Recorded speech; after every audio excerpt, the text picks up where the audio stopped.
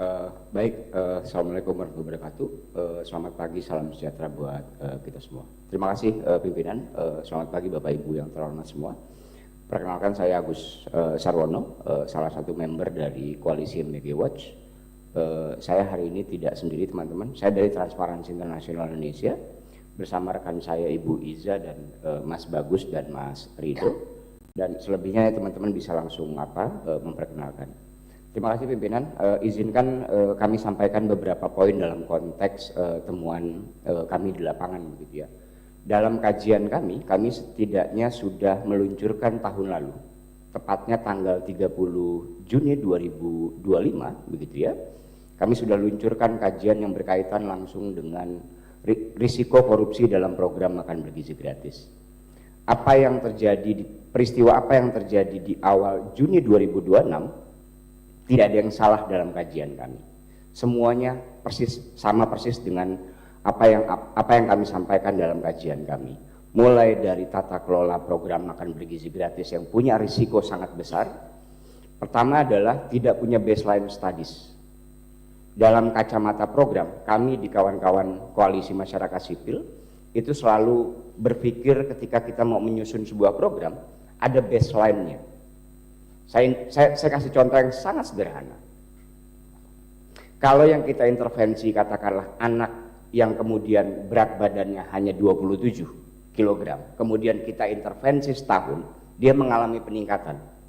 Ini contoh yang sangat sederhana. Mungkin saya tidak akan masuk ke hal yang sangat teknis karena kami di sini tidak ada satupun yang ahli gizi begitu ya.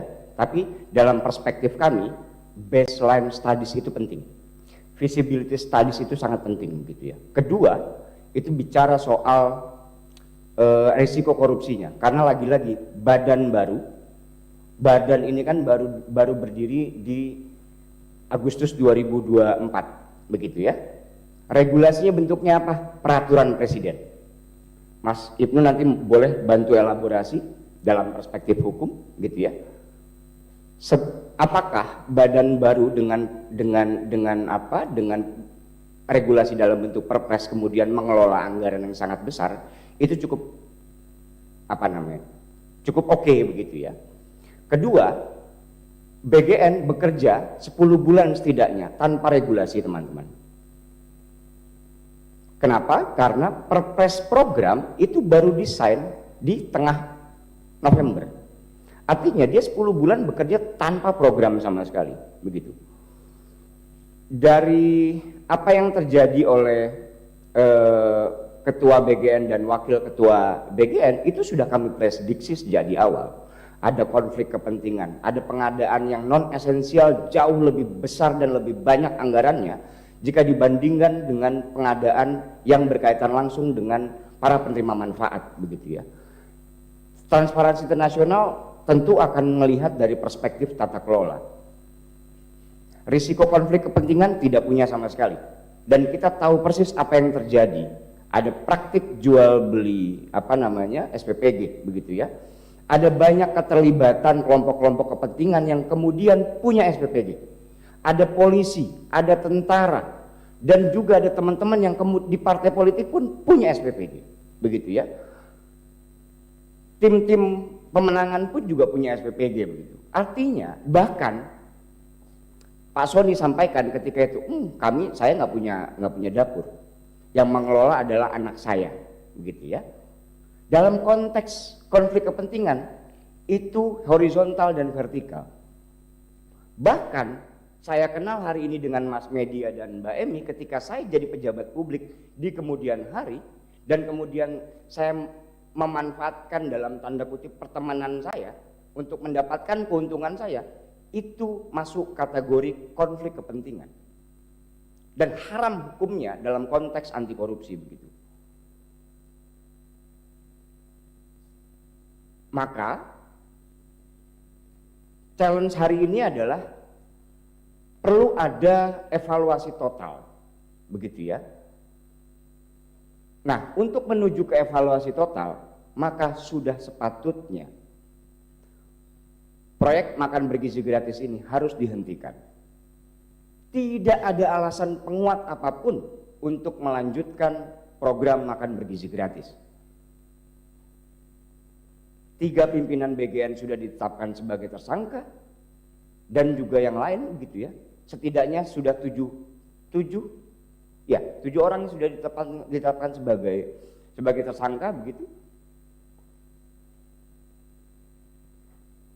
Bahwa kemudian BGN hadir ke KPK beberapa waktu yang lalu, pada akhirnya setidaknya kami dari Transparansi Internasional itu memotretnya bahwa pada akhirnya BGN hanya melakukan seremonial pencegahan korupsi. Per hari ini, Badan Gizi Nasional tidak melakukan submitted terhadap rencana aksi nasional pencegahan korupsi di Indonesia. Tidak ada alasan apapun untuk melanjutkan program makan bergizi gratis. Begitu. Kedua, pertanyaan utamanya jadi begini. Siapa sebenarnya penerima manfaat utama dalam proyek makan bergizi gratis? Warga penerima manfaat langsung atau mereka yang selama ini berkelindan dengan konflik kepentingan? Apakah teman-teman UMKM kemudian berdampak? Nanti Mbak Emi dari teman-teman Asbuk yang selama ini punya dampingan ribuan UMKM, beliau nanti akan sampaikan secara detail. Tapi menurut kajian kami tidak menemukan secara langsung dampak pelaku UMKM di sekitar SPPG, teman-teman. Aceh, Sumatera Utara, Jawa Timur, Jakarta, ngambil sampelnya ya. Jember, Sulawesi Selatan, dan Nusa Tenggara Timur. Kami tidak menemukan, Bapak Ibu. Menariknya Bapak Ibu, sejak dari 20 Januari sampai dengan tanggal 30 Juni 2025, kami setidaknya bersurat ke BGN 5 kali. Menariknya adalah tidak ada satupun respon dari Badan Gizi Nasional. 5 kali Pak kami bersurat ke BGN di tahun 2025, melakukan permintaan informasi, mengundang teman-teman BGN untuk menjadi penanggap dalam proses penyusunan Corruption Risk Assessment, mengajukan surat keberatan informasi, mengundang kembali BGN untuk menjadi penanggap dalam draft 1 kajian kami, sampai terakhir pada saat peluncuran tanggal 30 Juni 2025. Justru Kepala KPK atau pimpinan KPK hadir dalam forum kami. Bisa dicek di YouTube kami. Kita siarkan secara langsung. Dan apa yang terjadi hari ini jelas membuktikan bahwa ada persoalan besar dalam tata kelola proyek makan bergizi gratis begitu ya. Jadi jika saya menganalogikan ini sebuah, mohon maaf, saya tidak menemukan satu analogi yang lain gitu ya, selain apa namanya gempa bumi. Kalau misalnya kita analogikan gempa bumi, Bapak dan Ibu semua, magnitude proyek makan bergizi gratis ada di Presiden Prabowo Subianto.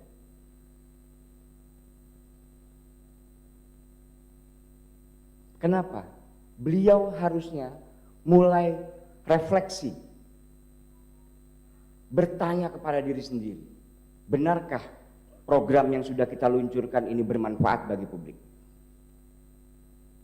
Benarkah program ini kemudian dapat diterima oleh publik? Kawan-kawan Seruni nanti bisa bercerita panjang bagaimana dampingan teman-teman Seruni ketika kawan-kawan mahasiswa tidak sanggup bayar UKT, Bapak Ibu.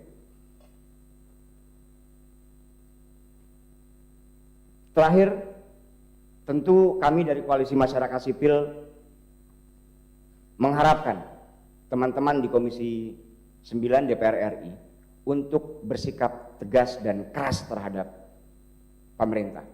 Demikian, terima kasih. Assalamualaikum warahmatullahi wabarakatuh. Mas media dan teman-teman yang lain bisa menambahkan. Silakan.